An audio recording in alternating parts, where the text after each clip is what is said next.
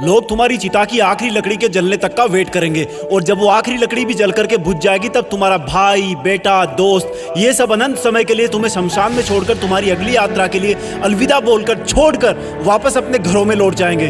कुछ दिन तो तुम उनके बीच जिंदा रहोगे कि अच्छा इंसान था, थोड़े दिन और जी लेता, और फिर समय के भंवर में वो तुम्हें कहीं पीछे छोड़कर आगे निकल पड़ेंगे। वो तुम्हारा वापस आने का वेट नहीं करेंगे क्योंकि उनको पता होगा कि जो एक बार चला गया वो वापस नहीं आता, तो वेट करने से क्या फायदा।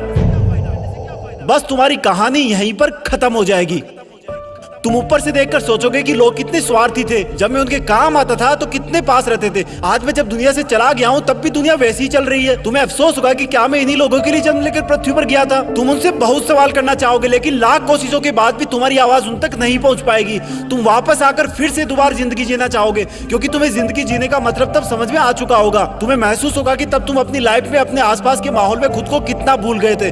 तुम्हें जवाब मिल चुका होगा कि क्यों तुम अपने सपने पूरे नहीं कर पाए, क्यों तुम अपने सपनों की गाड़ी नहीं खरीद पाए, क्यों तुम अपने सपनों का घर नहीं बना पाए, क्यों तुम अपने बच्चों को अच्छी शिक्षा नहीं दे पाए, क्यों तुम अपना करोड़ों का बिजनेस खड़ा नहीं कर पाए, क्यों तुम्हारे सपने सिर्फ सपने बन के रह गए। तुम्हें सबसे बड़ी सीख ये मिल चुकी होगी कि अगर अगले जन्म में कुछ भी ना कर पाया ना तो कम से कम टाइम वेस्ट नहीं करूंगा। तुम चाहोगे कि काश 2 मिनट, सिर्फ 2 मिनट और मिल जाए तो हिस्ट्री में जाकर अपने बेटे के साथ खेल सकूं, अपनी बेटी की शादी किसी और के साथ करा सकूं, अपनी माँ से अपनी गलतियों की माफी मांग सकूं, अपने पापा के सहारे की लकड़ी की जगह अपने हाथ से सहारा दे सकूं। तब तुम्हें लगेगा कि उस वक्त मेरे पास 24 घंटे थे, 52 हफ्ते थे, कई दशक थे, लेकिन मैंने कितना टाइम वेस्ट किया। माँ जगाते जगाते थक जाती थी लेकिन तुम रात को देर तक पढ़ने के बहाने से सुबह 8 बजे तक सोते रहते थे, जबकि असलियत ये थी कि तुम चैटिंग करते रहते थे, अपनी फोटोज को एडिट करके अपने आप को स्मार्ट दिखाते थे, गंदे वीडियो देखते थे। कितना टाइम वेस्ट करते थे तुम। जब माँ का फोन आता था तो तुम अपने जवानी वाले प्यार के साथ बिजी रहते थे और जब तुम्हारी माँ सो जाती थी तब तुम फॉर्मेलिटी के लिए एक मिस कॉल छोड़ दिया करते थे ताकि तुम सुबह ये दिखावा कर सको कि तुमने इतनी रात को भी कॉल बैक किया।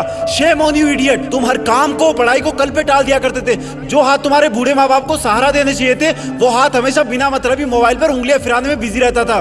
तुमने कितने घंटे सुबह लेट उठने की वजह से बर्बाद किए। उन घंटों को मिला के कई दिन बन जाते। दिन से महीने और महीनों से कितने साल की जिंदगी तू एक्स्ट्रा जी सकता था। मेहनत करके अपने सपने पूरे कर सकता था, अपने माँ बाप को भी कहीं घुमाने ले जा सकता था, अच्छी किताबें पढ़ के अपनी लाइफ में कितनी वैल्यूज ऐड कर सकता था। अब मरने के बाद 1 मिनट तो क्या, 1 माइक्रो सेकंड भी नहीं मिल सकती तुझे क्योंकि जिंदगी में कितने ही साल पहले ही मिल चुके थे तुझे।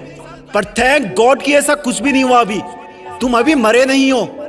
थैंक गॉड कि आज तुम थैंक गॉड बोलने के लायक इस धरती पर बचे हुए हो। तुम्हारा वक्त, तुम्हारे सपने अभी पूरे नहीं हुए हैं। तुम्हारे माँ बाप, घर वाले अब भी तुम्हारे सफल होने का वेट कर रहे हैं। तुम्हारा दिल अब भी तुम्हारे सपने पूरे होने का वेट कर रहा है। थैंक गॉड कि तुम्हारे हाथ की घड़ी अब भी तुम्हें वो दिन दिखाने का वेट कर रही है जब तुम एक हीरो की तरह लोगों के सामने खड़े होगे और लोग तुम्हारी रियल कहानियां सुनकर आंसुओं से भर जाएंगे, मोटिवेट होंगे। और उन लोगों को सबसे ज्यादा अफसोस होगा जिनने तुमको कुछ साल पहले मेहनत करने वाला ढोंगी कहा था, लेकिन फिर भी तुम्हारे मन में उनके लिए 1% भी बुरी भावना नहीं होगी।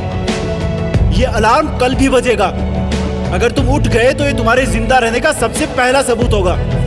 अगर तुम अलार्म बजने से भी पहले उठकर अलार्म को बंद करके अपने काम पर लग गए तो ये तुम्हारे सफल होने का सबसे बड़ा सबूत होगा। और अगर अब भी तुम डेली 12 घंटे सोओगे तो तुम्हारी आधी लाइफ तुम मरे हुए के समान जियोगे क्योंकि सोता हुआ और मरा हुआ इंसान इस दुनिया में नहीं रहता। तुम्हारा आउटपुट एब्सोल्यूट 0 रहता है। अगर तुम डेली 8 घंटे सोओगे तो तुम्हारी 1/3 लाइफ ऐसे ही खत्म हो जाएगी और अगर डेली तुम 6 घंटे सोओगे तो तुम्हारी 1/4 लाइफ ऐसे ही गुजर जाएगी। अरे कई महान लोग तो सिर्फ 4 घंटे सोया करते थे। रात को सोकर सुबह उठने का मतलब है कि हम में और मौत में 1 दिन का फासला और कम हो गया है। इससे पहले कि मौत तुम्हारे पास पहुंचे तुम अपनी मंजिल तक पहुंच जाओ। अपनी कहानी लिख दो। जो लाइफ में करना चाहते हो वो कर लो, पर कम से कम सुबह जल्दी उठना सीख लो क्योंकि तुम ज्यादा जीने के लिए अपनी उम्र नहीं घटा सकते। सिर्फ और सिर्फ बची हुई जिंदगी में टाइम मैनेज करके अपना टाइम बढ़ा सकते हो।